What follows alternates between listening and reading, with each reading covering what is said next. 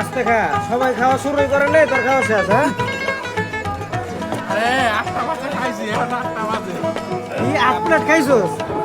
8 plate খাইছোস? 9 নম্বর চলে।